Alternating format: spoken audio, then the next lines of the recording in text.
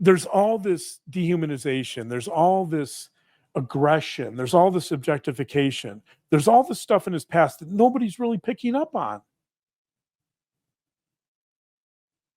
And a lot of this starts moving over into sadism and sadistic stuff. I think especially with a vulnerable adult. Hello, Hidden Gems. Today, we explore a chilling case from Tenino, Washington that has left both John and myself in absolute shock. It's the murder of Marcia Norman, a crime unlike any I have ever heard of before. Before we begin, I'm Lauren Matthias, a journalist, and at Hidden True Crime, we delve into the hidden motives of unfathomable crimes, along with my co-host here, criminal psychologist Dr. John Matthias. We also, side note, happen to be married, and this podcast started because we decided to record our dinner conversations that always included a discussion on crime.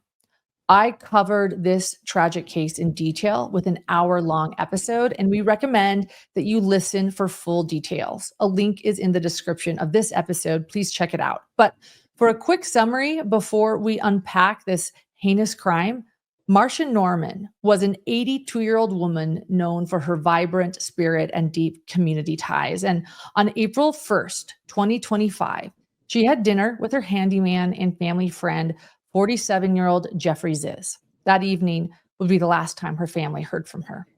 Concerned by the sudden silence, Marcia's family visited her home on April 4th, and they found unsettling signs: untouched medication, dirty dishes, and her personal belongings left behind. Fearing the worst, they reported her missing. Investigators quickly focused on Zizz. Initially, he was cooperative. He claimed he left Marcia's home around 9 p.m. However, surveillance footage contradicted his story, placing him at her property in the early hours of April 2nd. Further digging revealed he had constructed a new shed in Olympia shortly after Marcia's disappearance. And on April 9th, detectives excavated the area beneath the shed. There, they discovered Marcia's body partially encased in concrete. The autopsy revealed that Marcia had suffered blunt force and penetrating injuries to the head, inflicted over several hours, leading to a slow and painful death. A search of Zizz's residence uncovered a disturbing 5-page letter outlining a planned assault on a customer, bearing eerie similarities to Marcia's case. Additionally, Marcia had previously confided in her family about waking up to find Zizz, her handyman, standing silently at the foot of her bed, a boundary that she had made clear should not ever be crossed again by him. Zizz, it turns out, was already on probation for a prior conviction, and he fled the state but was arrested in Montana on April 13th. He now faces charges of first-degree murder, first-degree kidnapping, and unlawful disposal of human remains. A Thurston County judge has ordered him held without bail, citing the premeditated nature of this crime. Marcia's family remembers her as the heart of their community, a woman full of life and plans for her future. Her tragic death also serves as this sort of stark reminder of the dangers that can lurk close to home when you invite people into your lives, even if it's just a handyman. And today, as we always do at Hidden True Crime, we dig into the darkest recesses of the human mind to uncover what is hidden and how a criminal like Jeffrey Zizz, a family man, a pastor, someone that was in the military, served in the military, how could he have possibly have committed this most heinous crime, this violent crime with somebody so vulnerable, an 82-year-old grandmother? So I have with me, again, Dr. John Matthias, my co-host. I have so many questions for you ever since I heard about Marcia and Jeffrey Zizz. And as I have delved, John, into his history and learned what I have learned about him and his other shocking crimes, and also why he was even on probation, I have so many questions, especially because you work with criminals, you have for decades, and you also, well, let's get to it. You have worked with murderers, but with a lot of sex offenders as well.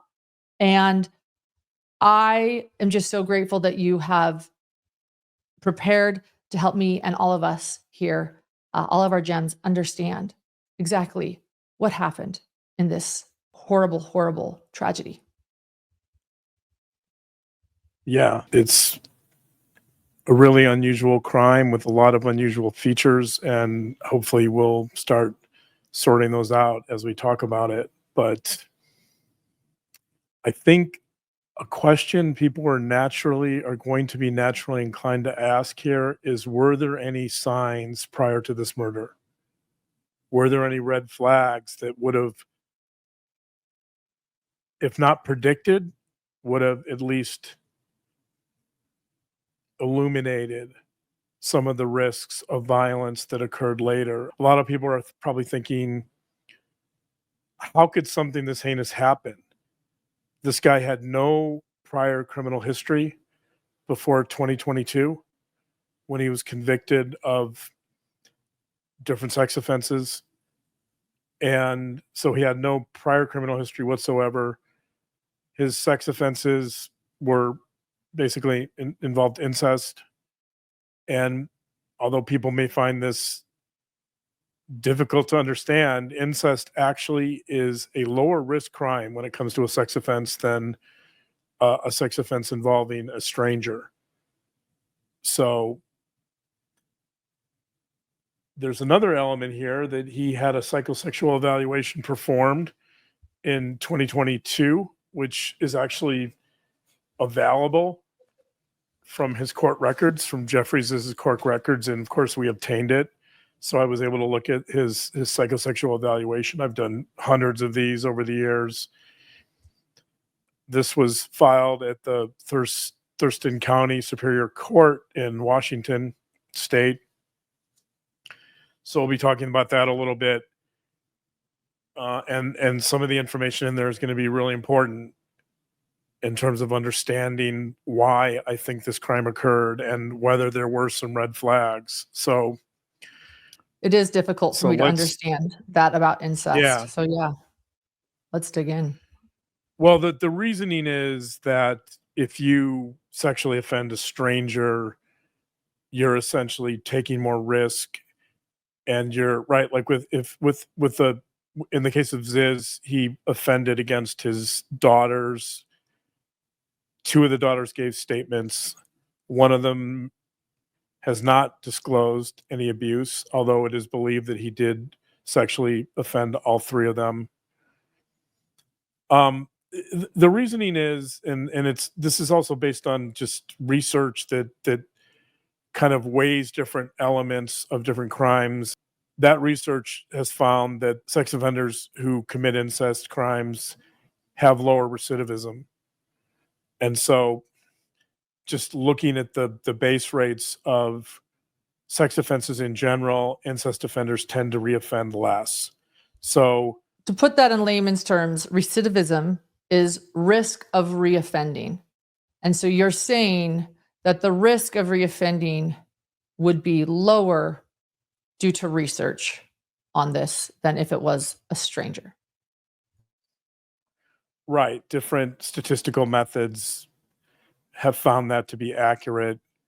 Logistic regression, multivariate analyses, that type of stuff. So factor analysis, they tend to find that incest offenders have lower recidivism rates.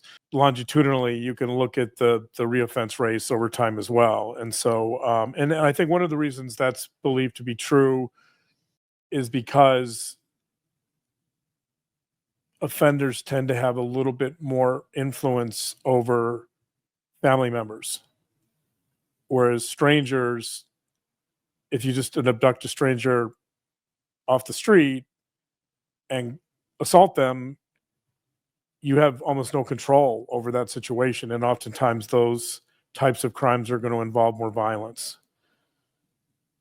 And they're going to require more attempts to gain the victim's compliance and acquiescence. And so there's obviously not going to be consent in any case, but it's more difficult, I think, to commit a crime against a stranger, or it can be. It really depends too on the victim. So there are some victims and families that are more willing to disclose than others. So a lot of times offenders are very good at picking their victims in terms of knowing which ones are more passive and less likely to report, versus maybe there's some children in the home that are a little more assertive and less likely to more likely to report. Yeah. So there's a lot of elements that go into it, but in this case, these are incest crimes, and that would be one element that might lower his risk for reoffense. Um,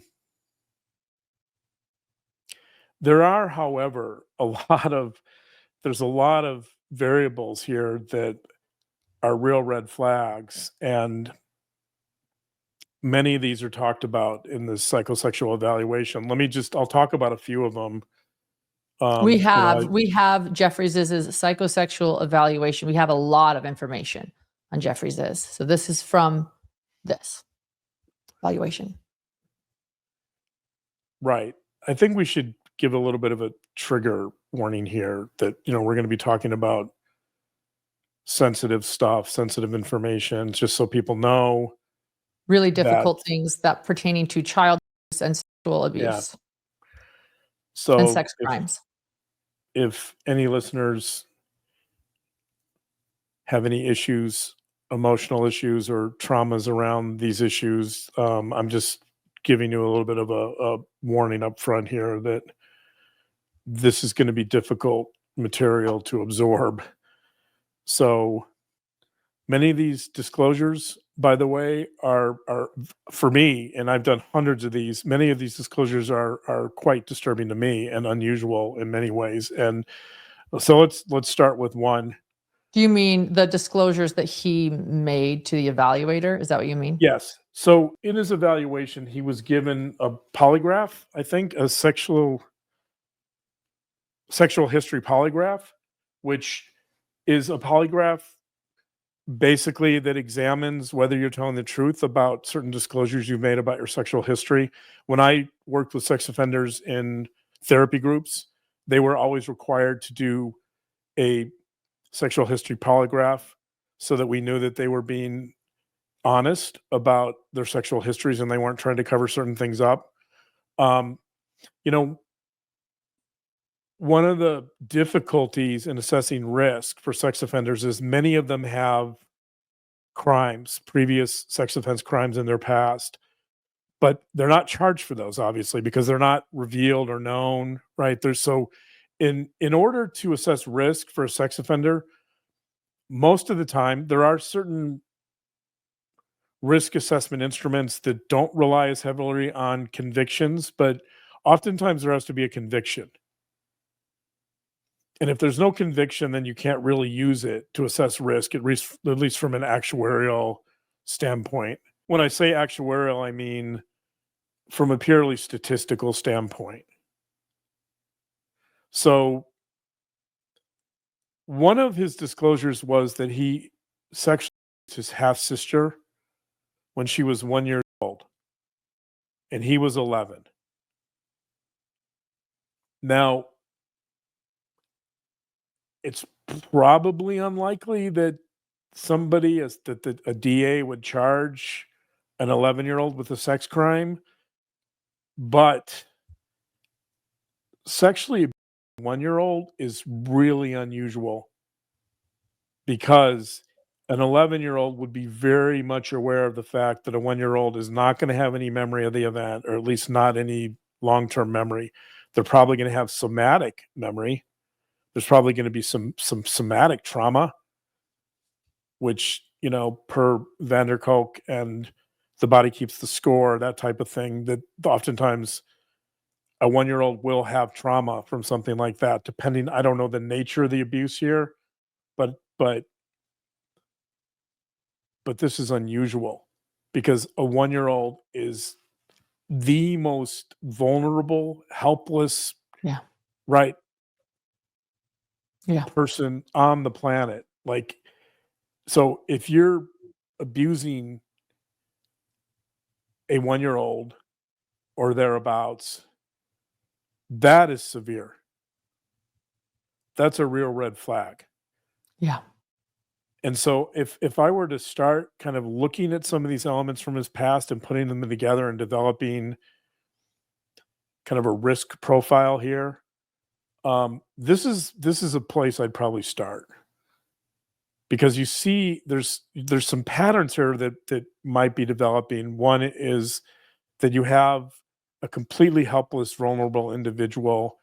You have an 11-year-old that's now associating elements of sex and sexuality with basically a completely helpless child or infant, right? Like, that's going to be a problem. So when we talk later about paraphilias, and paraphilias are basically unusual sexual behaviors. Sexual behaviors are considered not typical or not normal, often rising to the level of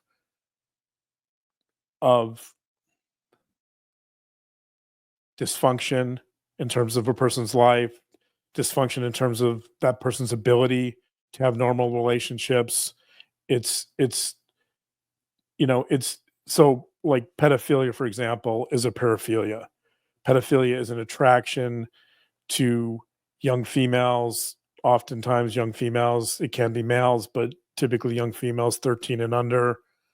So pubescent females, and um that particular behavior would be considered abnormal, and it would be problematic in terms of developing normal, healthy adult relationships. So a, a paraphilia is something similar to that, and we'll get into that later. But you see here that you're getting some abnormal or deviant, that's typically a term used in sex offense work, deviant sexual behavior at a really young age that's leaning towards the victimization of an absolutely helpless individual. So I think this really sets the stage for for almost everything that's going to follow. Um, in And he terms of disclosed, I just want to say he disclosed this to the evaluator, who's a Yeah, psychologist. right. And is that normal that he would even share that? He was Well, 11. I mean, I'm glad he did, and it's horrendous, but you pointed out that some of the things he was sharing is sort of shocking too. well, he's undergoing a polygraph when he's doing this, so he's probably making this disclosure to the polygraph examiner, and Got then it. the psychologist is learning about it later. So he's in the polygraph examiner's office, and the polygraph examiner has certain questions that he or she is providing to Zizz, and the polygraph examiner is basically trying to get an accurate sexual history, an honest, non-deceitful sexual history. And Uh, this and this evaluation is happening because he's been convicted of the incest crimes. Um, and I they're going think to he's assess his risk with this evaluation. Sorry, go ahead. I want to make sure I'm following why this is happening. he may not have been convicted at this point. This Sometimes evaluations are done pre-conviction. It's Okay. not clear it's not clear that he was convicted at that point. But Okay. the purpose of the evaluation is typically to assess his risk to the community. If he's released on probation, for example, for sentencing, they want to know his risk, and also his amenability to treatment. So if let's say he's low risk and not amenable to treatment, then it's going to be more difficult to release him to the community, because he needs to, in many cases, for sex offenders, they oftentimes are required to attend treatment so that they can improve, so that they can learn why they did what they did, and they can develop some strategies to really contain or prevent or stop their behaviors. So Okay. the Thanks for purpose is to explaining. look at risk, and it's to evaluate whether he's a good candidate for sex offense treatment. In Washington, there's actually a program called SSOSA, which stands for Special Sex Offender Sentencing Alternative. And what that means is that presumably in Washington State, if a sex offender is reasonably low risk and amenable to treatment, then they would be a candidate for this special sex offender sentencing alternative and program, which is exactly what he entered. Okay. So you have this disclosure about a sex offense at age 11 with a 1-year-old. It's really unusual. It's troubling. But from an evaluation standpoint, it's difficult in terms of using something like this because technically there's been no crime, although there was a crime. Because the crime wasn't known at the time, there were no charges, there was no arrest, there's no record of that crime. So if you're assessing risk for a sex offender, if I am, oftentimes to count that statistically, you need a conviction or you need a crime that's on the record. And here you don't have that. However, in my case, I would look at something like that and I would be very concerned in terms of I may not be able to use that in terms of statistical analyses or actuarial, risk assessment instruments, but I'll use it clinically. In other words, like when a forensic psychologist conducts a psychosexual evaluation, it's not strictly based on actuarial risk assessment instruments like the static 99R, which is what the evaluator here used, and some other instruments, by the way. There's always going to be, in almost every manual, risk assessment manual says that every instrument has to be used within the context of clinical judgment. And so when you see a sex offense like this, that's so disturbing, the issue that an evaluator has is to what degree do you weight something like this over other variables like actuarial risk assessment instruments, right? And I think for me, what I want to see if there's some similar elements of his sexual history that might start creating a bit of a pattern that would allow me to start assigning more weight to those particular incidents, even though they're not convictions or they're not crimes. Mm-hmm. I don't want to undervalue something, these types of disclosures that are so serious. So here's another one. Here's something else he disclosed that he was at a bar apparently, and I don't know the exact circumstances, but he met a woman who was drunk and she was passed out, quote, passed out from alcohol consumption, and he basically, so he meets this woman at a bar, and the language used in the evaluation is that, quote, she passed out from alcohol consumption, and essentially he assaulted her in that condition. So in other words, you had someone who was completely unconscious and in an unconscious state, and he abuses her. So another thing he acknowledges, by the way, during this evaluation is, and I don't know if this came up from sexual history polygraph, but he acknowledged that he had some arousal to others, quote, being physically abused or humiliated. What? Yeah. He's so you're getting these elements of his history that now, to me, I mean, so we've looked at two of these elements. He's also acknowledged that he sexually abused his sister when he was 14. She was 10. But that's not as troubling to me as abusing a 1-year-old. Any abuse is obviously troubling, but when assessing risk, when you're right, assessing risk, to reoffend, this is what you look at. Right. It's all troubling. Right. It's all troubling. So, so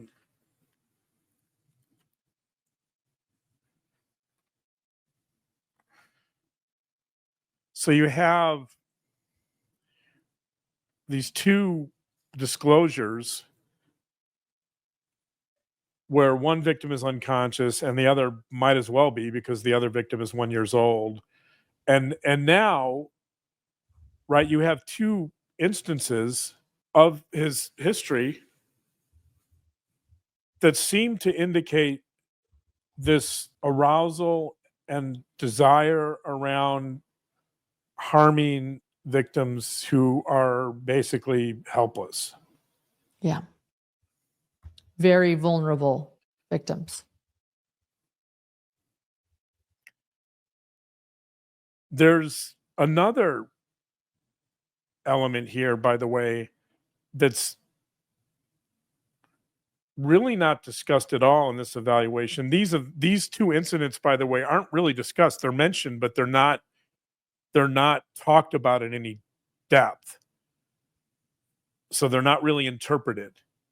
Mhm. One of his victims who made a disclosure, this is in the police report, they refer to this victim as AVZ. This is his.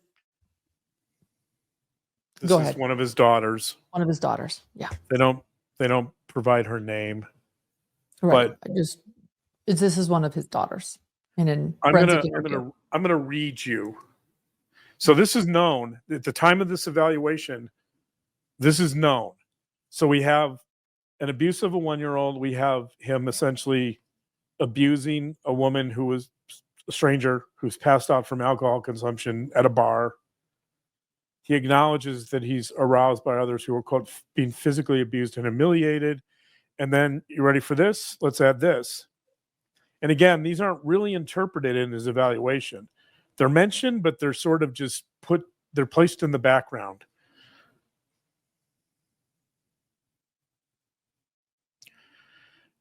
AVZ said that a couple of months ago, her dad told her that he'd also been touching her while she was sleeping. AVZ said he told her he was sorry and did not think he was doing any harm to her because she was sleeping. Okay, so let's add a third element to this pattern, that his daughter, who, by the way, his daughter tells us, this particular daughter, this victim, tells us that he was abusing her once a week for 2.5 years, every week. A lot of those incidents were when she was sleeping. So here we have the same scenario.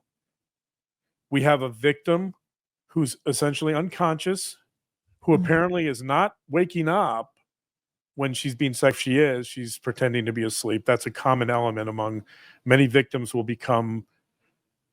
They will awaken during the abuse, but they will pretend to be asleep because they don't want to create any problems. They don't want to stir the pot in the family. One of the reasons, by the way, that his daughter said they did not disclose earlier was because they were afraid of fracturing the family. So sad. Yeah. So here you have the same situation. Yeah. So the daughter at this time, this starts with this particular daughter when she's 11, and it goes on for several years, as I mentioned. This is a few months before he tells an attorney that he's been committing these sexual offenses. And you have this similar scenario here, right? You have a victim that's sleeping, that's basically unconscious, that's not clearly, it's a minor, so there can't be consent no matter what, but can't really, they're helpless. They can't protect themselves anyway. They can't fight back. They're asleep. Right. They can't run away or scream. Right. They can't run away. can't scream. So a couple elements of this, you have, now we're starting to see, by the way, this compulsive element. So he does this for years. He does this for almost 3 years. He does it when this particular daughter is asleep and can't fight back, and he's unable to stop. He basically says that he says in his interview that he kind of wants to try to stop, or his daughter says he said he would try to stop and he couldn't. So you have this compulsive element, which tells me that a lot of this is out of his awareness. It's unconscious, right? Like he'll because when he gets arrested and he gets evaluated, he's telling everyone, "Oh, I'm so sorry, I'm going to change," right? Like he's making all these promises. Arrested after the abuse of his daughters. Yeah, he's arrested after abusing his daughters. I'm so sorry. I admit guilt. Yeah, I'm going to change. His lawyer puts out a statement, and based on his discussions with the lawyer, where they essentially said, so this is a defense sentencing memorandum from October 3rd, 2022. He says, the lawyer says, quote, "Mr. Zizz wants to become a better person and never do this again. He knows he needs treatment and will take the necessary steps to change himself."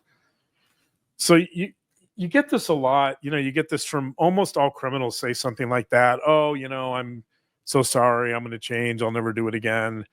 But then you see, if you look at the behavior, if you look at the compulsive nature of this behavior, right? And if you look at the severity of these crimes, and if you look at what his kind of his preference here to abuse helpless, vulnerable children and infants, I think we start moving in the direction of what I referred to earlier as paraphilias.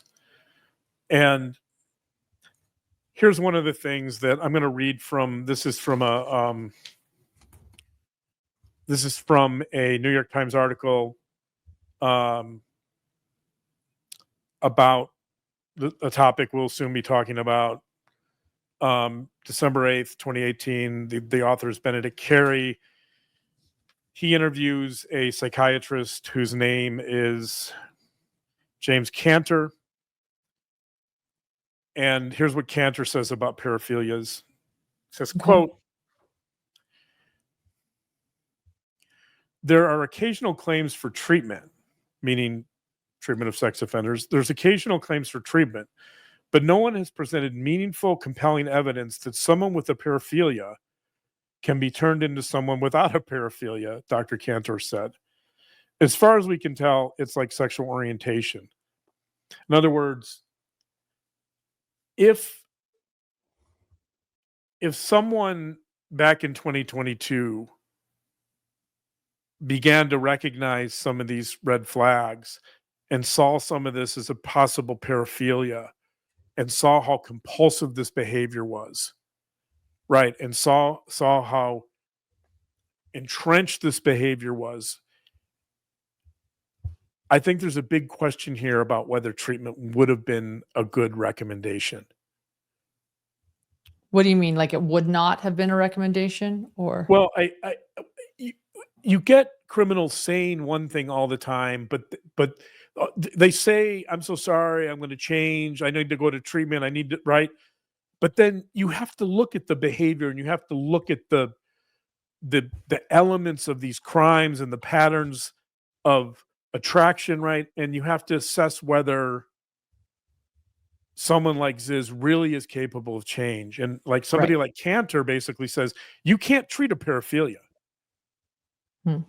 And you can't, and I don't know if that's true, by the way. There's some research showing that you can. So let me just say, it's not clear cut. There's definitely a gray area. Paraphilias may be treatable. There's a lot of debate about like pedophilia, whether that's treatable. But let me jump into what a possible diagnosis might look like here. I say possible because I don't know. I haven't interviewed this guy. I don't know Jeffrey Zizz, but Right. let's start thinking about this. I'm going to read, this is from an article called Blastophilia, Raptophilia, and Somnophilia. The blurred distinction and comorbidity of sexual paraphilias in a homicidal offender. This is from the Journal of Forensic Psychiatry and Psychology, 2019, volume 30, number 3.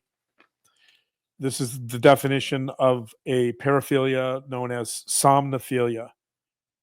Somnophilia is, quote, it applies to, quote, those who are attracted to the sleeping unconscious, those who are attracted to someone in a sleeping unconscious comatose state, who find sexual arousal in others when they are not awake.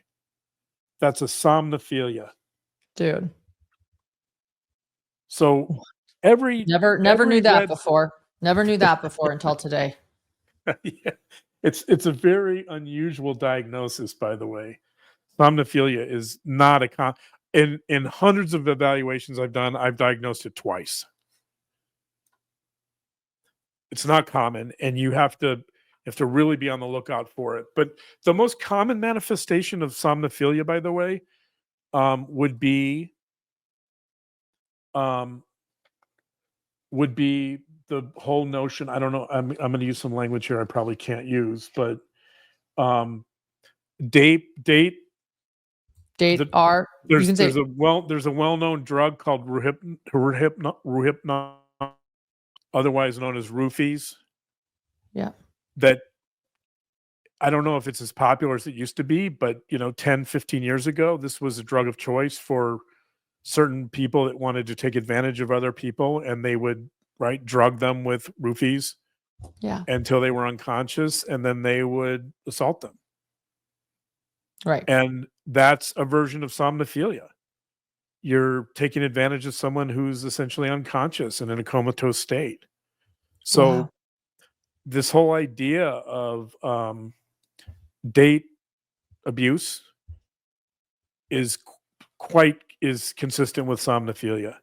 So I think when you start looking at Zizz's past, and by the way, all of this was known prior to his recent crime, right? All of this was publicly known. And so now I think if this is potentially accurate, and again, I'm not diagnosing here, I'm just saying this looks like it might be similar to somnophilia. If this is, if I'm in the ballpark with this, now we're starting to get a very different perception of or perspective on Jeffrey Zizz. Because now you're looking at a guy who has this very deviant sexual attraction, and we'll get into the motives, we'll get into why people have this a little bit later, but I think there's so many elements of this that are potentially problematic, to say the least, for future violence, for recidivism, for future violence. You can see that this man is capable of something more. Yeah. There's some other elements in here in this evaluation that are interesting. The evaluator administered a personality test, and one of the findings there was that he was, quote, punitive, with limited warmth, to the point where he may make others around him uncomfortable, unquote. Think about that. Punitive. He was punitive with limited warmth. Right. And again, none of this is being used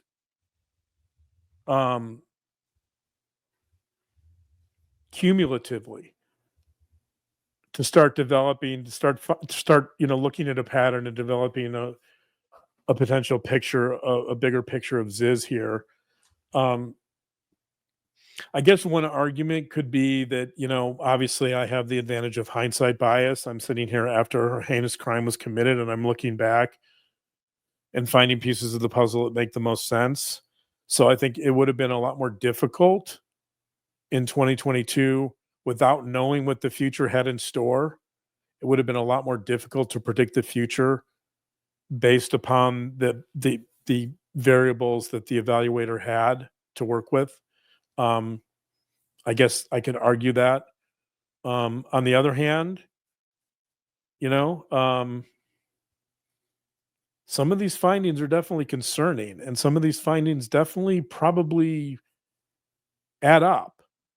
Look, I'll just talk straightforward. I had to research this crime in depth for our backstory and research in depth what his victims, his daughters, went through. And to hear the psychologist say that he wasn't violent in her assessment after this was really upsetting for me. And I don't think I need hindsight bias to realize that if he's bringing duct tape into his daughter's room, which I know we haven't even gotten to yet, but it just makes me so angry. That is violent. So I know that you're trying to be careful. I'm not trying to be careful. What we're getting to is the fact that he was released, thus then murdered Marcia. And I am so upset that they couldn't see all of the red flags and the risk factors of this guy. And they let him out on probation after what he did to his daughter. So keep going. I know that you're trying to be reasonable. You're a licensed psychologist, but what I saw as just, a couch surfing psychologist, our armchair psychologist, was really upsetting. It was very clear to me it was very violent. This is definitely not an easy situation or something simple to assess. However, there's a lot of red flags here. Let's talk about the one you just mentioned. So that's another element that's available to this evaluator, and that is the evaluator actually says in the evaluation, quote, he engaged in aggressive actions with duct tape. And what she meant by that was that Zizz, 2 weeks before he disclosed his sexual offenses to his attorney. So that's another thing that I think helped him, was that he came forward with these sexual offenses. He may have done that because he believed his daughters. I think he may have been concerned that one of his daughters was going to beat him to the punch. But he came forward, and so I think that's always looked at favorably, like, oh, this is someone who's contrite and someone who's owning up to their sins. But 2 weeks before, so essentially he goes into his daughter's room. He's drunk. This is the other daughter, by the way, not the one I just talked about. He goes into her room with duct tape. He says to her, quote, "Tonight is the night I take you by will or by force," unquote. That's what he tells her. So he's not even pretending to hide his motive. He's basically saying to you, I don't care what you think or do, I am going to assault you tonight. That's what he tells her. And she resists. So he gets in bed with her, lays on top of her. She resists. She starts screaming. He takes the duct tape. He has a piece of duct tape in his hand. He puts it over her mouth. He fails. He's unsuccessful at doing that. He tries to do it, but he's unsuccessful. She pushes him away. She's eventually able to push him off of her. She runs down the hall screaming into her mother's room, and that stops the abuse that evening. However, there's no interpretation of that event that doesn't involve violence. Exactly. Now, again, like from an evaluation standpoint, that's a tricky situation because technically the DA should have charged him with some type of violence during the sex offense. that could have been considered a crime or a separate crime, and the DA did not do that. So with first-time offenders, a lot of times they might include charges that would be considered violent, and then they'll reduce them. So if this was someone who had committed previous sex offenses, they probably wouldn't have reduced the charges. But essentially, so when you're evaluating someone like Zizz, and you're looking at certain risk assessment instruments, they're going to want to know if there was violence during that crime, and they're going to want to know if there was a conviction. So technically speaking, again, from the assessment of a risk assessment instruments, technically speaking, you wouldn't count that. However, from a clinical standpoint, it's clear that there was violence. And on top of everything else we just discussed, right? On top of the 1-year-old, on top of the abuse of the woman that's unconscious at the bar, on top of abusing someone who's sleeping, his daughter who's sleeping, right? On top of this idea that he's, quote, he's aroused by others who are, quote, being physically abused or humiliated, on top of the fact that he's punitive with limited warmth. When you throw in this incident of the duct tape and the violence involved and the aggression, it's hard to see how that wouldn't factor into some assessment of risk. Right. And it feels like whether or not he had charges by the DA, by the time you get somebody confessing to things that he's done and is doing, shouldn't it be assessed by not the charges? Because his charges were even lessened. Shouldn't it be by his history and what he says he did and what the victims say he did? That's Well, a risk, difficult thing for me too, and a question I left actually at the end of okay. this. Assessing risk is so difficult. Assessing risk of future sex offenses is very different than assessing the risk for future violence. So one of the things this evaluation did not do is it wasn't really looking at the risk for future violence, right? I think this could have been a little different if you brought in some risk assessment instruments that were looking specifically at assessing violence. And did that not happen because the doctor said there was no violence? And you and I have pointed out, there was violence. There's no other way to interpret what happened. Well, but again, like oftentimes you need convictions. Like if you don't have convictions, then you have, it becomes open to interpretation to some degree. The purpose of having statistically based actuarial risk assessment instruments is to leave out all the gray areas. And you're going to have a lot of gray areas if you start arguing about whether this was violence or not. I mean, on the surface or just at face value, yeah, this is violent. But the courts didn't find it to be violent enough to initiate charges around, some type of violent behavior during the offense. You can't, from a scientific standpoint, you can't have things be so muddled. They have to be clear cut. And one way to make something clear cut is to say, I need a conviction for something violent during the sex offense. And we don't have that here. However, as I said earlier, there's always a clinical element, meaning there's an interpretive element where the psychologist has to say, look, there's a pattern here and it's very troubling. And even if all the risk assessment instruments say he's low risk or below average risk, so she gave him below average risk. She actually said he's average risk if he doesn't attend sex offender treatment. He's below average risk if he does. And since he agreed to do that, she considers him to be below average risk. If you just go by the risk assessment instruments, let's say I just go by those and say, okay, these all say he's low. A typical strategy in that situation is to say, okay, these show him to be low risk. However, there's this pattern of all these behaviors. And even though he wasn't charged or convicted of these behaviors, they're really troubling. And because the research on all this says this, for example, that somnophilia is potentially, there's not a lot of research on somnophilia, by the way, so it's hard to make, predictions about it and about the risk for future violence. But you can say that the risk of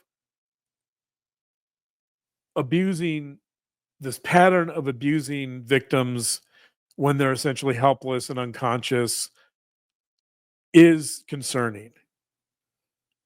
And it's entrenched in this person's behavior. It's unlikely to change. An evaluator might say, hey, look, this looks, on the surface, this looks like real risk based on these statistical measures. However, I'm going to kick it up and I'm going to express some concerns because of this pattern of behavior. That's the clinical part. Right, that's the clinical part. And because of this pattern of behavior, at the very least, we need to keep an eye on this, and we need the therapist to kind of really consider this in some depth and to keep an eye on this, right? And we need this guy to talk about this stuff. Like if you look at the recommendations for treatment, they're just standard recommendations like, oh, let's deal with his cognitive distortions. This goes way beyond that. Yeah. This goes way beyond just like standard sex offender treatment stuff. This is about deeply ingrained patterns of deviant sexual behavior and interest that need to be examined and explored by Zizz to even begin to get control of it. Yeah. Yeah. So, and by the way, I'm not even done yet with this. I was going to say, what else is right? I know what else is in his evaluation, because there was a lot that shocked me as I did research. So he also had sex with 2 animals. He had sex with a dog and with a horse. So, is that odd? Like in your evaluations, what does that mean? Yeah, it's pretty unusual. I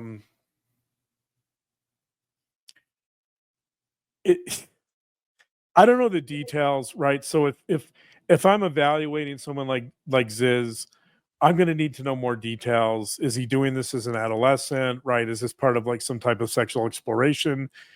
Is he doing this as an adult because he's having compulsive sexual fantasies and he can't find a human being to engage with? Like, you need to know the context, right? But the problem here is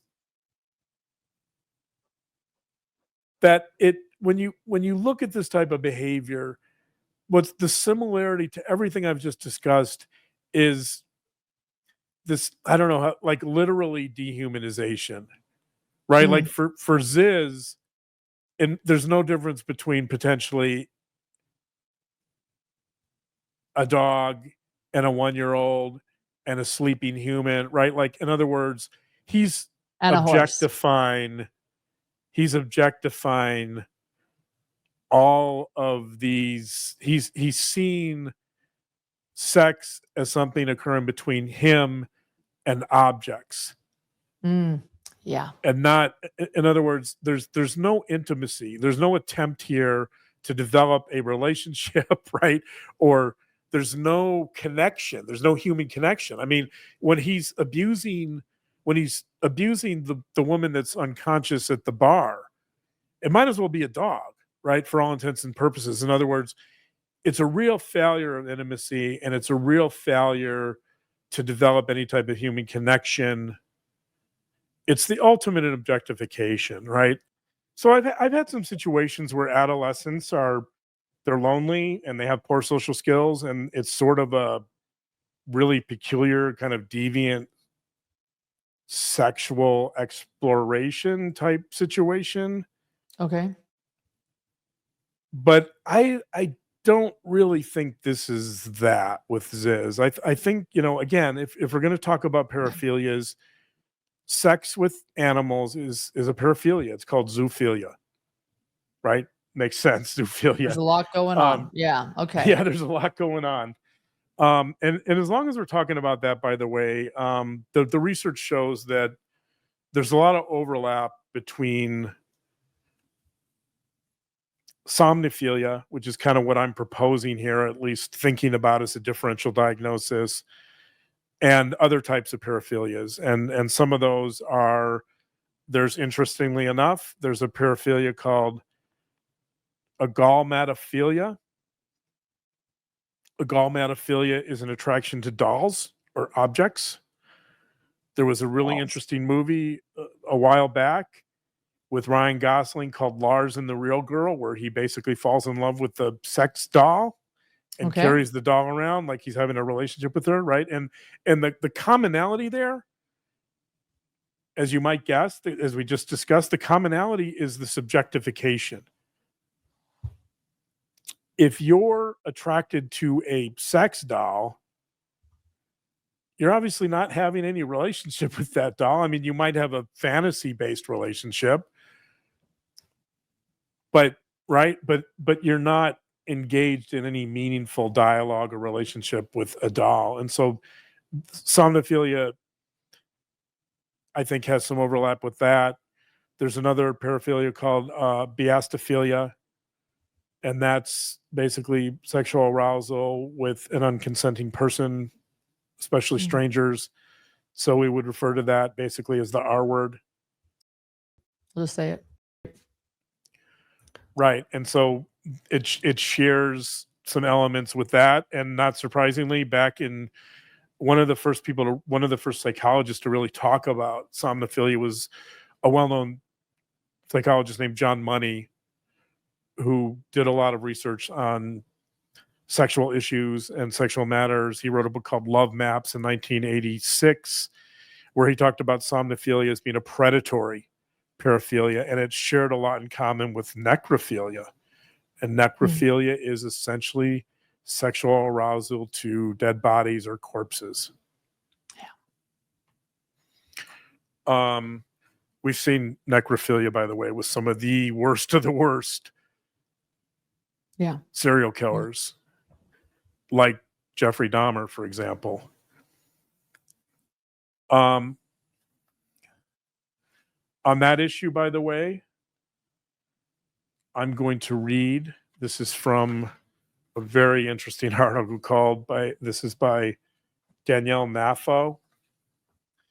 The article is called For the Love of Death, Somnophilic and Necrophilic Acts and Fantasies.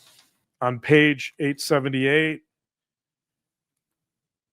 Naffo says, quote, "It is important here to state the obvious. Necrophiliacs and somnophiliacs, with few exceptions, are males who use female bodies and corpses for their own pleasure," unquote. Right? So it gets to this larger theme of objectification and dehumanization, right? If you're having sex with a doll or with a corpse, it really doesn't have anything to do with connecting to a real human being, or it doesn't, right? It's all kind of, you can see how these all kind of overlap. Right. Absolutely. And obviously the larger problem here is that if you lack this capacity for intimacy and you lack this, you objectify human beings in general from a sexual standpoint, you're not going to have healthy relationships, and you're much more likely to commit sexual offenses or even violent offenses in the future. Makes sense. Including Jeffrey Zizz. Right. Including Jeffrey Zizz. So there is one more element of the evaluation I think that's interesting. The evaluator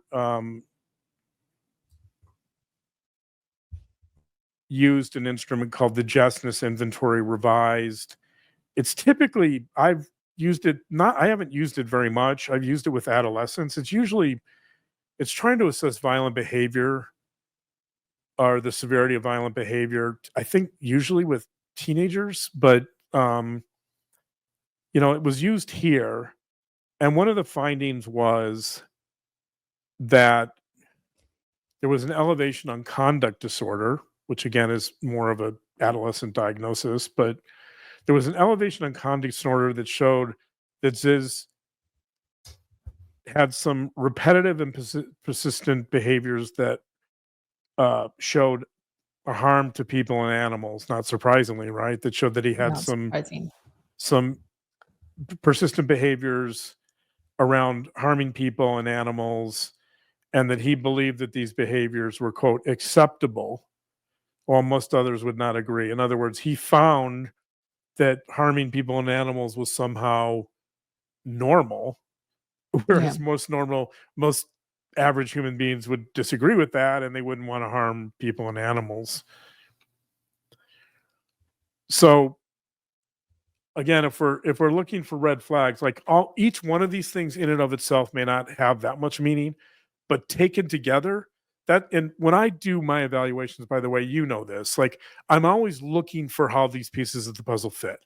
I'm always Right. looking for that pattern that's going to come together and really help make sense of the person and of the risk, the future risk. Right. And I think, for whatever reasons, I think this evaluation was maybe a little too compartmentalized in the sense that it wasn't really considering all the pieces of the puzzle.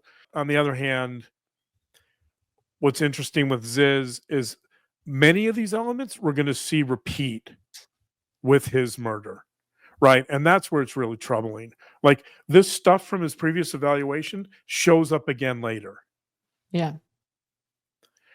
And let's talk about that. How does it show up? In its worst form. In its worst form. How does it show up? Well, first of all, this victim's son reported that 2 months before the murder, his mother woke up one night with Zizz in her bedroom, standing over her bed when she was asleep. Right? Like, think about that. That's like Halloween movie type stuff, right? That's like every horror movie where, the supernatural creature Freddy Krueger just appears out of nowhere and is standing over your bed with a knife, right?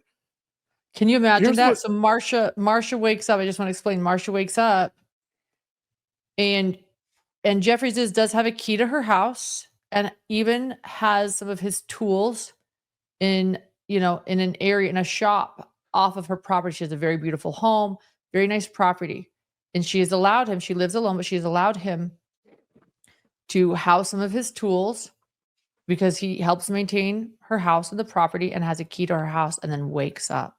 It's like a horror movie. And he's just looking at her. Right. He's just staring at her. She's asleep. And you know what's amazing? So the son, Marcia tells her son this, and unfortunately, this is not reported to the police. Right? This is a crime. Number one, this is a crime. Number two, somnophilia. One word, somnophilia. And again, I don't know if that's a diagnosis here. I'm speculating, but let's think about this. What's he doing in that bed? This is a guy who abused a drunk, unconscious woman at a bar. This is a guy who abused his daughter for years when she was asleep, right? Here you have an 82-year-old vulnerable adult sleeping. He's standing over her bed. Now, if we look at it now, it makes perfect sense. He's having sexual fantasies about her. He's there for one reason, and that is because he's thinking about assaulting her. Wow. Yeah. Right? that when you put this all together, this now goes back to all those past incidents where he's probably fantasizing about his daughter that he abused when she was asleep, right? Mhm. He's fantasizing about, he's debating whether he should engage in some type of abuse. I'm sure he's fantasizing about that. He tells police that, quote, he had a, quote, romantic attraction. He had, quote, romantic thoughts about her, right? So we know he's not in there just to like, he claims he's in there to wake her up. He says he rubbed her shoulder to wake her up. No, the guy, he was in there for, I don't know how long. Well, just let's talk about how he admitted to rubbing her shoulders. She didn't say that to her son, or not that we know. Her story is that she just woke up and he was there. And now he's confessing to, oh, I was rubbing her shoulders. Like, we know now that he was touching her, at least her shoulders. Like, yeah. Right. So this is a really creepy moment, but it's also a moment that ties everything together in the sense that this moment is a sexual moment. This is a moment where he is fantasizing about dominance. He's fantasizing about abusing her and whether he can get away with it. I'm going to read this. This is from a research article, fairly recent research article on somnophilia. I said there's not a lot of research on somnophilia, but this is from a 2023 article in the Journal of Sexual Abuse, volume 35, number 3. The title of the article is A Qualitative Exploration of Sleep-Related Sexual Interests, Somnophilia and Dormophilia. It's by Dehan and Bartels. On page 304, they say, quote, a desire to dominate someone may be another reason for why sex with a passive sleeping person is appealing. Indeed, a need for sexual dominance is associated with somnophilic interest and is supported by the assuming power subtheme within the present study. For example, participants in their study referred to dominance, control, and power as being a sexually appealing aspect of a somnophilic encounter. Here, the sleep state is crucial as it places the person, the victim, in a vulnerable position, helping to guarantee control over them and perform behaviors that one cannot do with someone who is awake. So dominance becomes a really important theme. There's this desire to essentially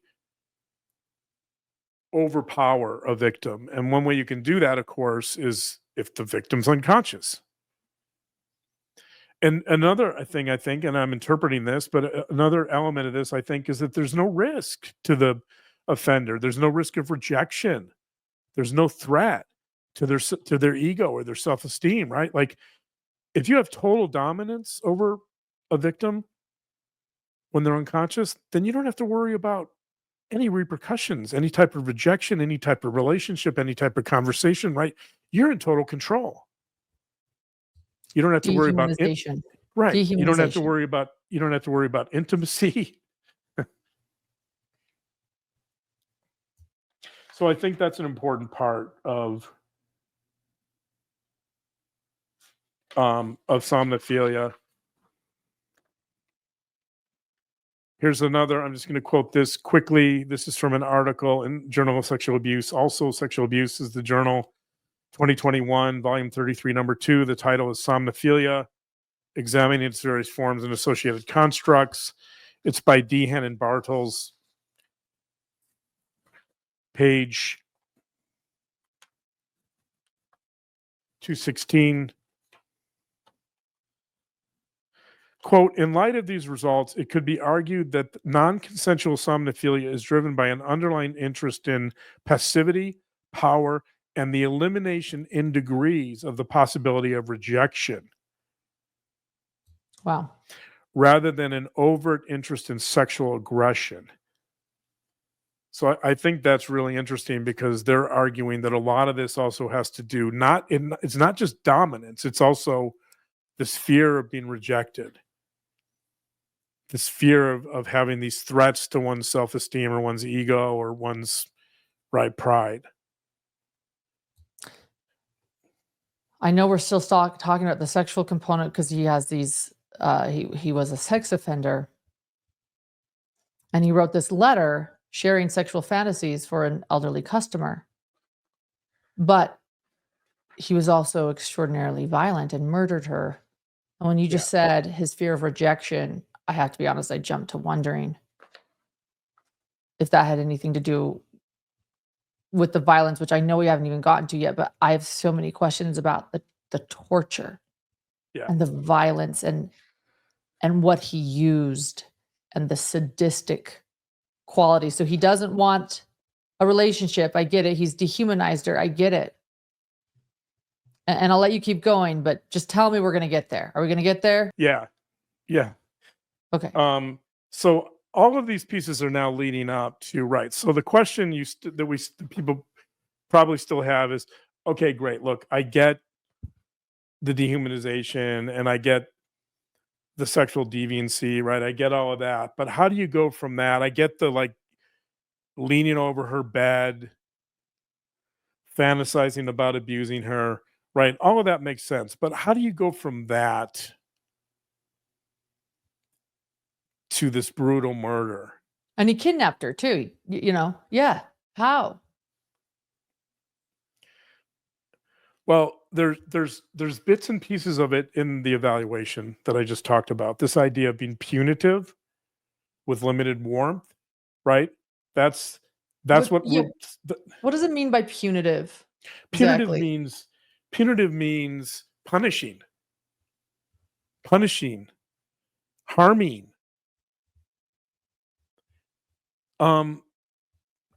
Punitive is closely related to what psychologists this trait that is so common in psychopaths, and this you see it. It's one of the biggest predictors of children who later become psychopaths or have antisocial personality disorder, and it's this variable we call callousness. Callousness is often believed to have some genetic components, but this idea of being punitive with no warmth, I think it's to me, it's a lot like this variable of callousness and unemotional. We know psychopaths tend to be unemotional. And by the way, I'm not diagnosing him as a psychopath. I think it would have been interesting in light of all these issues to maybe have assessed him for psychopathy. I'm not sure he would have scored very high at the time in 2022. I'm sure he would score a lot higher today, by the way.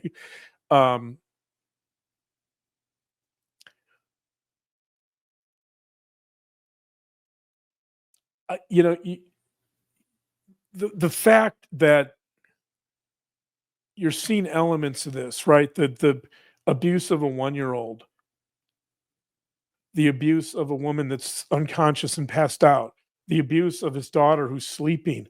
There's a real callous quality to that you're harming human beings without caring whatsoever. And I think that's going to start getting us closer to how you go from sexual offenses to murder. I'm going to go back to the Dehan and Bartles article from 2023. This is on page 215.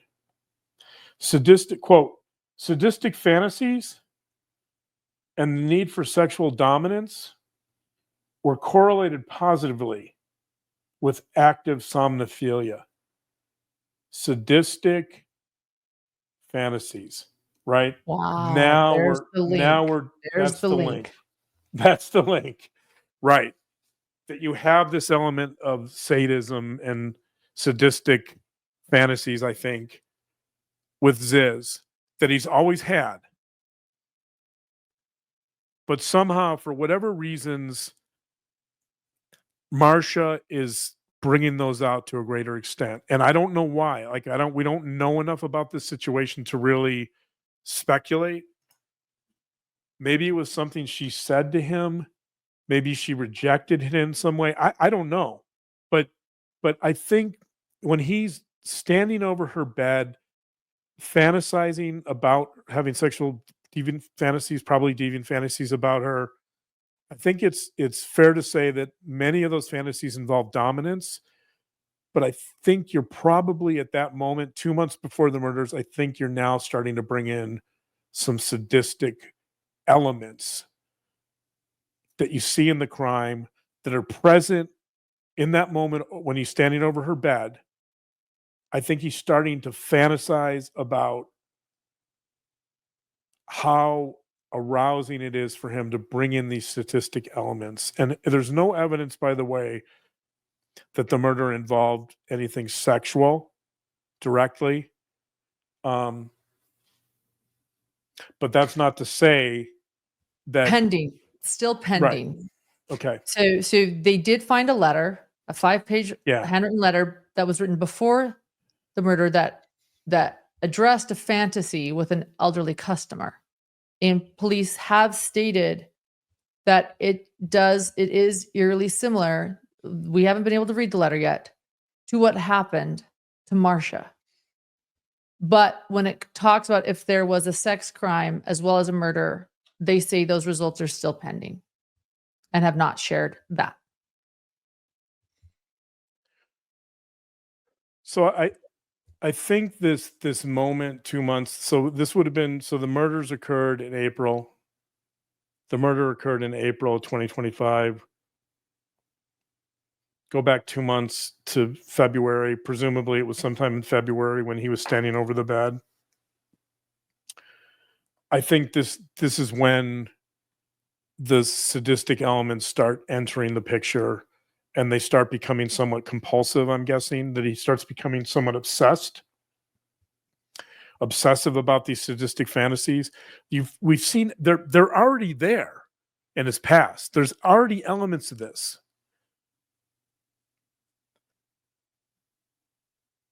But now, for whatever reasons, I think he's got a vulnerable adult. We're not talking about children anymore. Somehow he's shifting these sexual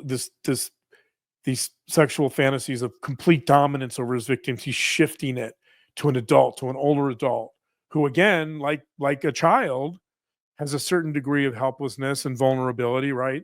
That's why we call them vulnerable adults.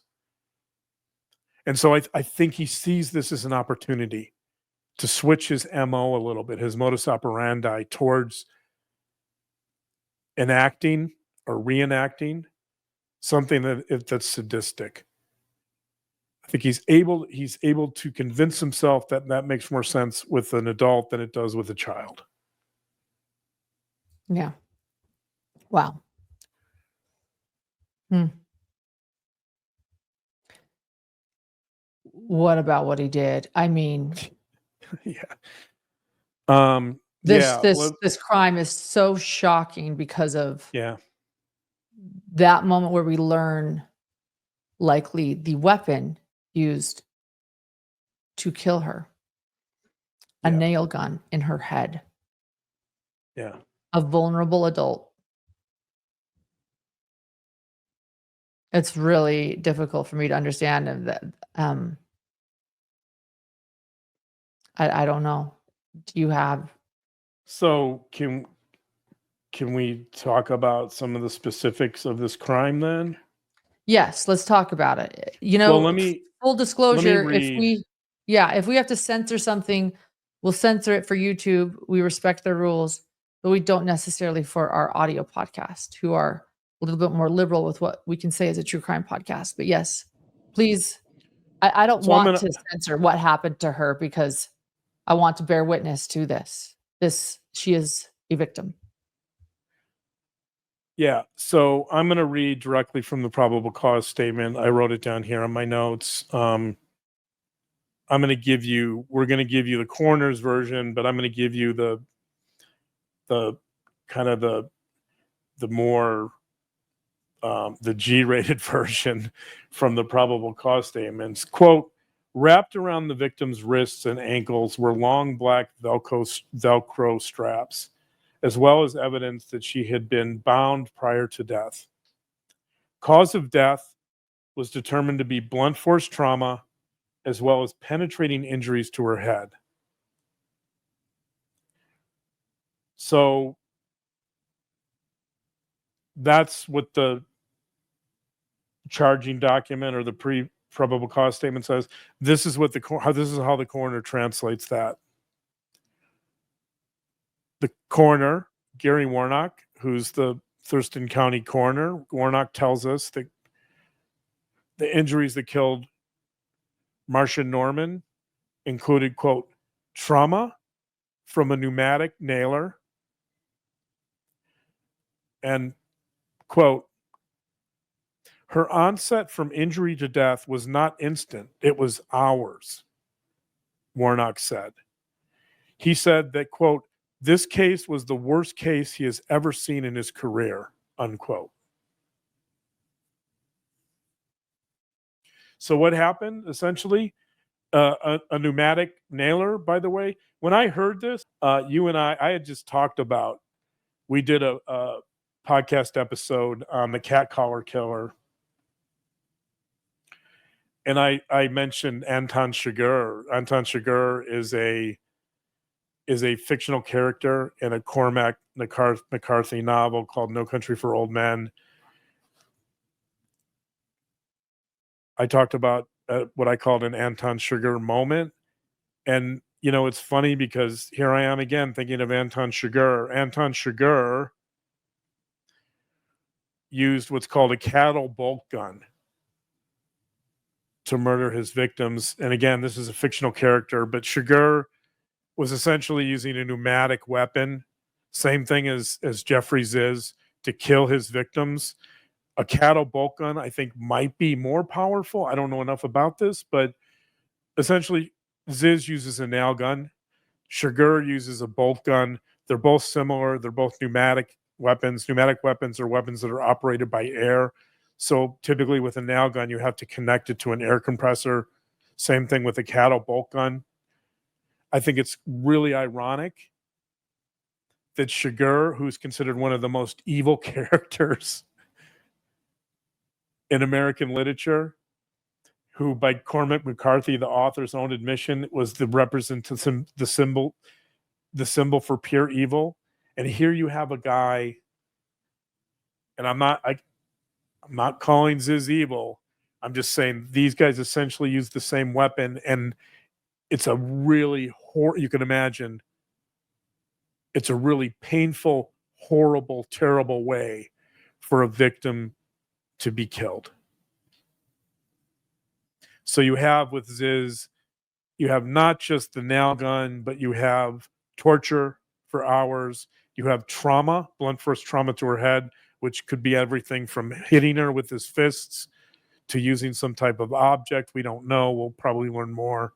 But just this absolutely brutal, prolonged, murderous spree where the victim is tied up, she's tortured, and he's inflicting this massive pain to her over time. It's unimaginable. We just don't see this. No. And you and I cover some of the worst possible killers on the planet, and this is right up there in terms of its sadistic qualities. Of someone so vulnerable. Yeah, right, exactly. All of it, and again, there's this theme of that all of his victims, if you look at all his victims, there's this pattern that they're all vulnerable, they're all helpless, they're all weak, they're children, they're 82-year-olds. They're just in another, to put it bluntly, John Money, when he first talked about somnophilia in 1986 in his book, he called somnophilia a predatory. He called it, quote, a marauding predatory syndrome. Think about that. A marauding predatory syndrome, right? What do these victims have in common? They're all easy prey. This is extremely predatory. So why did he do it, though? This is from an article by Bill Halsell, April 21st, 2025. The article is in U.S. News. The title is "Suspect Used Nail Gun in Killing of Elderly Washington Woman," coroner says.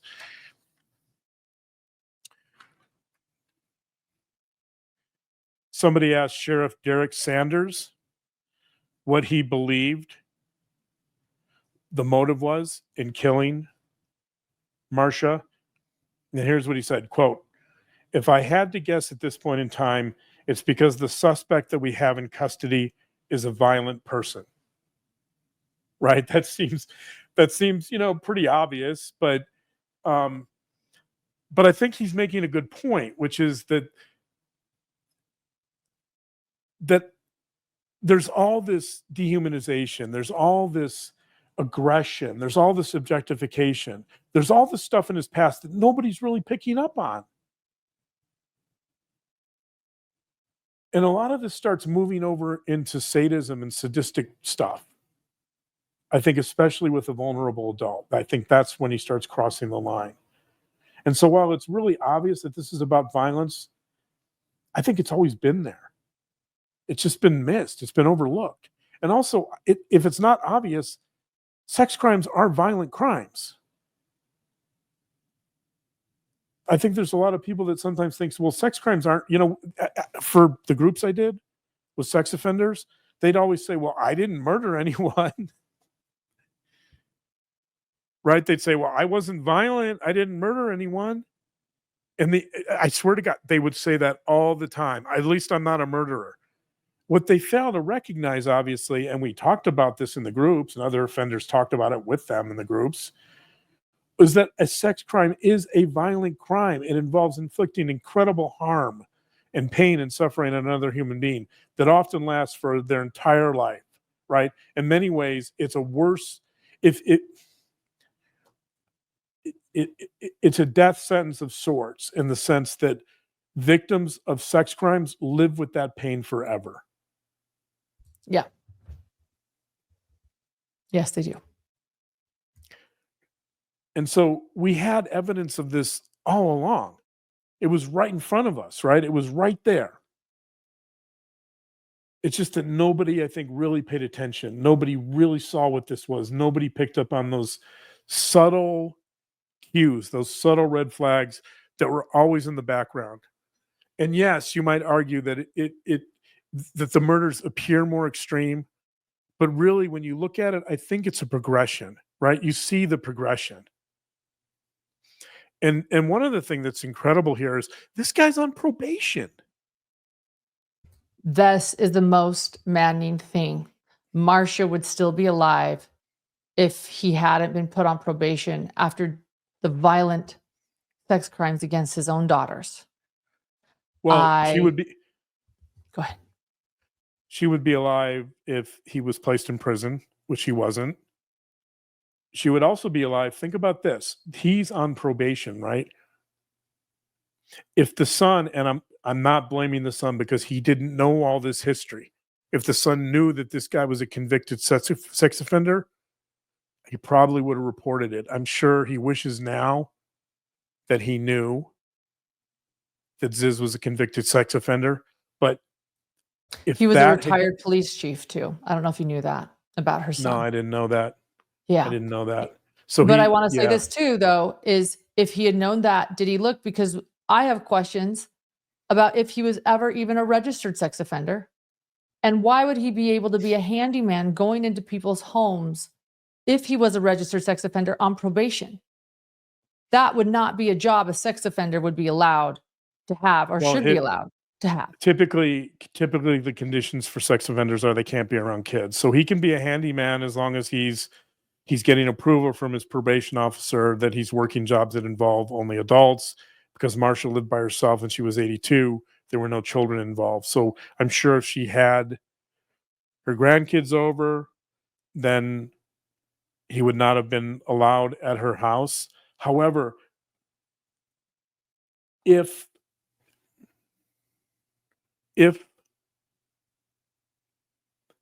that moment when Zizz is in her room over her bed, if that gets reported, I think it's highly possible that that would be seen as a violation of his probation. There's no reason there's no reason any human being would be in the bedroom of a friend who's an 82-year-old in the middle of the night, just standing over her bed, watching her, especially if you know that this guy's a convicted sex offender and that he abused victims when they were unconscious or sleeping, right? Like, if you know that, this guy gets arrested and his probation probably gets violated, or at the very least, he has a hearing to determine whether his probation is violated. And it's entirely possible at that moment that his suspended sentence, which I assume he's getting a suspended sentence because he's in the community, he was originally sentenced to 57 to 75 months in prison. So he's got a suspended sentence. That probably gets revoked. He probably ends up in prison. Marcia's alive, right? But and I'm not sure that all of those elements would have fallen into place, but they could have. Well, and like I said, I don't even know if they knew he was a registered sex offender or if he had even registered. It was hard for me, as I researched him, to understand if that was even known, if he was even getting the treatment he was supposed to be getting through this program in Washington State. Yeah. It's not clear.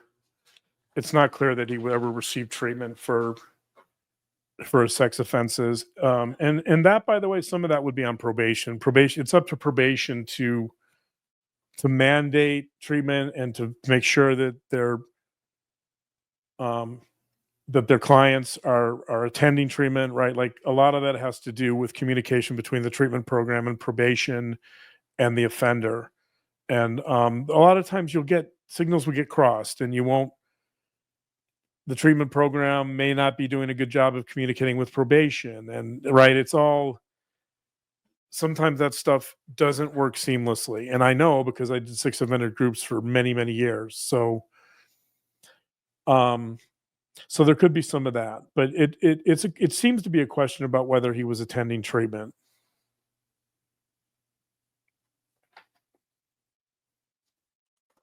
That's also shocking to me, though, that you say that about handyman, as long as it's an elderly person, because it feels like if I was calling a handyman, I would want to know if they were a registered sex offender, and I would hope that they wouldn't simply be handymen that I could call or that someone would refer without me knowing. So I understand the whole, as long as there aren't children in the home, but he was advertising himself to many people as a handyman. At what point does he have to tell people that he's a registered sex offender? And how do you know if a grandchild's going to be someplace or not? It just seems like a job that shouldn't be going on if you're on probation for sex crimes.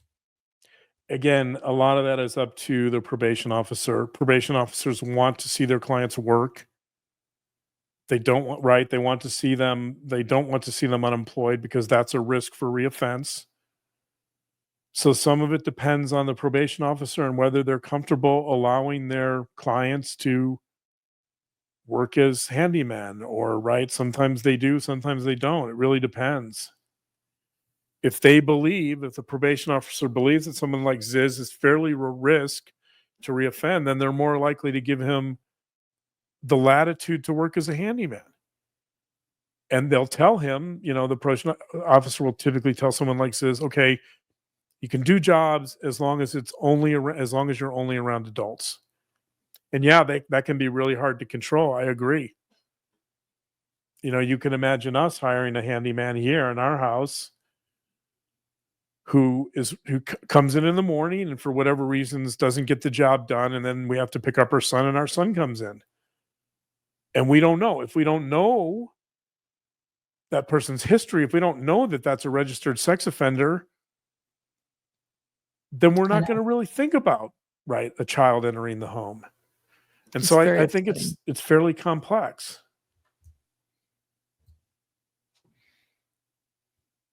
Do you think that he rejected her? Because you said something about when you dehumanize somebody, you don't have to worry about rejection or anything. Do you think that she fought I said him? when they're when they're unconscious. When they're unconscious, but she clearly isn't going to be throughout this entire ordeal. We don't know. I mean, yeah, I don't know. Do I think he drugged her? Probably not. I think he wanted to inflict maximum pain on her for whatever reasons. I don't know what happened. Maybe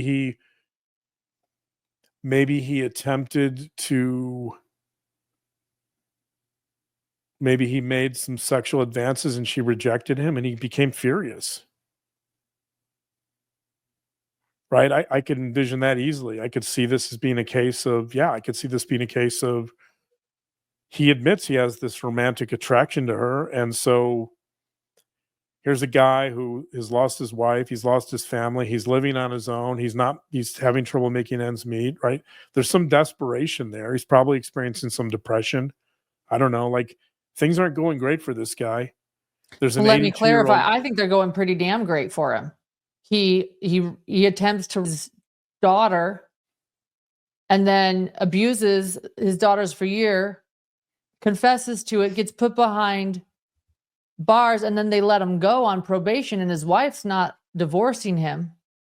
And he's got a job as a handyman. I think he's probably thinking, sweet, I've got a second chance at life. Nobody cares what I just did. But you have to see it from his standpoint. This is a guy that was in the army for almost 20 years, right? He was an officer. He probably saw himself as a bit of a big shot, right? Like he was a pastor of a church. He was a pastor. He lost that job after his sex offenders, obviously, because you're not going to have a pastor around kids. They said no more. Right. Right. So that ended. I think there's probably, a lot of sex offenders feel sorry for themselves. They feel like they're victims. And I think Zizz probably had some of that. And he probably felt like, look, I had everything going for me. And all of that changed. And even though he was the one who went to an attorney and disclosed his offenses, he was the one who created this scenario. Because I think he probably felt that my guess is his daughter was going to come forward. And he wanted to beat her to that so that he could be looked upon more favorably. But I think there's probably a sense in which he sees himself as a victim of sorts, and that he feels sorry for himself. And he sees that he could have done so much more with his life. He's not thriving in the community, right? He's working as a handyman, but he's not doing particularly well by his standards. Right. They say he's decently smart. The evaluators say he is a decently smart man. He has degrees. He even has a master's degree. He was a pastor. Yeah. One thing I have a question with too is, I do believe his dad was abusive in my research. Right. Very abusive. No, his father was physically abusive, at least several times. He grew up in a home with domestic violence. His father was physically abusive towards his mother. It's not clear whether he witnessed that, although he probably did.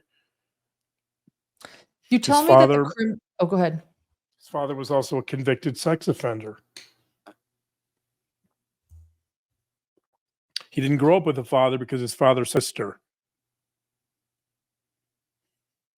Well, so there is all this abuse in his home. There's domestic violence. There's physical abuse towards him, and obviously that's going to play a role in a lot of this. One could argue that his lack of empathy and his callousness and callousness quality and the lack of empathy. A lot of this I could argue may have to do with insecure attachments in his childhood and his own trauma, his own inability to resolve his traumas and how those traumas are playing out with his victims. One thing, when he was arrested and interviewed after the abuse of his daughters, he was asked why he did it. That's something that you say you ask every criminal you evaluate. Yeah. And Right. he said he didn't know. And you said that's actually the most common answer of a criminal. Why is that? Because again, here's somebody that's fairly smart, He has 2 degrees. He is confessing to his crimes and saying he doesn't know. And to me, like, that's a red flag. Like, if you don't know, but why Well, wouldn't he know? almost all criminals don't know why. I think that's one of the biggest misconceptions I deal with all the time. There's this assumption that if somehow Jeffrey Zizz had said, "Oh yeah, I know why, because I was abused and I've got all this pain from my childhood, and I'm just trying to inflict that pain on my own victims," like, that doesn't necessarily mean that the abuse is going to stop. And let me quote Zizz. He says, quote, "I don't understand how all this happened." That's what he says. I hear that time and time again. And the reason is because most criminals lack self-awareness, and they lack the capacity to reflect on their lives. They lack what we call metacognition or mentalization. They lack the ability to step back and assess their lives and their values and their emotions and to learn from it. A lot of criminals are very literal and they're very action oriented, and they don't take the time to become self-aware and to really reflect on their lives and their values and who they are. And so they don't know. And even like Ziz is an interesting example of someone who he discloses his own crimes, which leads to his arrest and all the things that happen, all these changes in his life. And he's having his lawyer says he wants to be a better person. He's never going to do it again. He's going to change, right? He's expressing remorse. He's expressing endless amounts of remorse. He's saying, "I'm not making excuses for my crimes. I'm owning up to this. I can't believe what I did. What I did was so bad." Like, he's saying everything you want a sex offender to say. And this is where I think it becomes really confusing and really hard for people to understand. Like, a lot of that is a facade. What you need to look at this is why our channel is called Hidden True Crime. You've got to look at what's hidden. You've got to look at what's unconscious. You've got to look below the surface. Somebody who says all of these things may look like they're going to change. You may think they're going to change. You may think that they're being sincere, but the reality is somnophilia, paraphilias run deep. As I read earlier, the quote from the psychiatrist, paraphilias don't change readily, or if at all. They're deeply entrenched in us, or in whoever, in sex. And in some ways, it's understanding that duality, that conflict between what you need to say and what's conscious and on the surface, and the deeper unconscious elements that are kind of driving human behavior. And violence, by the way, is a really primitive, primordial motive for human beings that most of us don't really understand why we engage. If we engage in violence, we don't really understand why, but we know that it's something very primitive. And so when he's saying he doesn't understand, he means it in the sense that he doesn't know those deeper motives driving him, because he's never really thought about it. That would take a lot of therapy and a lot of emotional intelligence and a lot of self-awareness and a lot of work to get to the point where he can really understand what happened and he can change his behavior based on that understanding. In the meantime, he's just feeding us this gobbledygook about, "Oh, I'm so sorry, I'm going to change, it's never going to happen." Like, this behavior of his, as I pointed out, he sexually abused his daughters for years. He went into his daughter's room for 3 years when she was asleep and did her all the time. Think about that. Think about how compulsive that is. That's like an addiction to fentanyl. That's not going to change easily. That's going to take some real work. Like, that is deeply ingrained in this guy. That's what you need to look at. Yeah. And the forces driving this are much more hidden than they appear to be.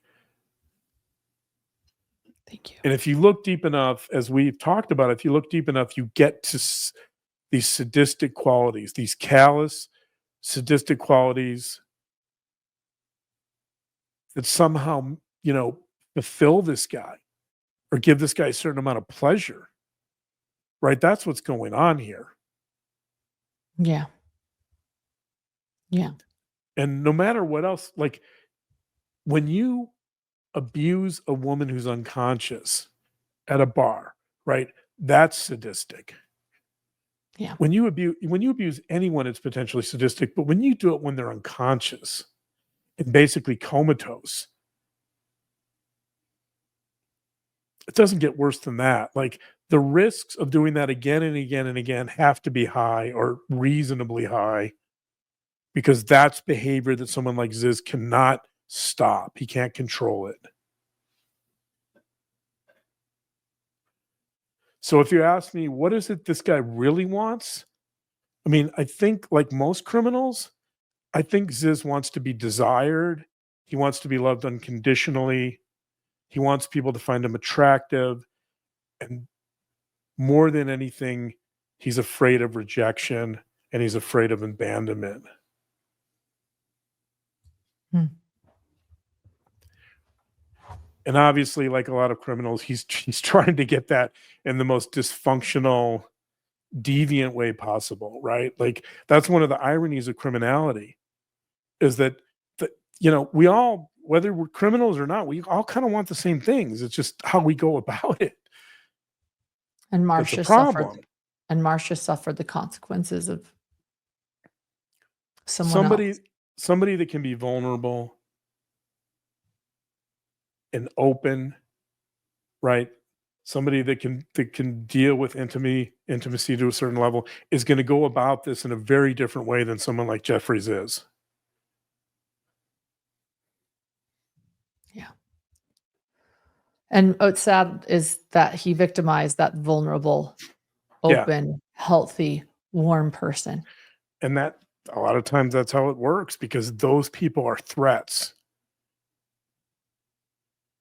To who they're not? If she's holding up a mirror to him and saying, "Hey, look, I'm all the things you're not. I'm loving, I'm vulnerable, right? I'm I have cooking this you a intimate." meal. I'm cooking you a meal. Yeah, I'm being generous and giving you a shop for your tools. I'm warm, I'm inviting, right? I can communicate well.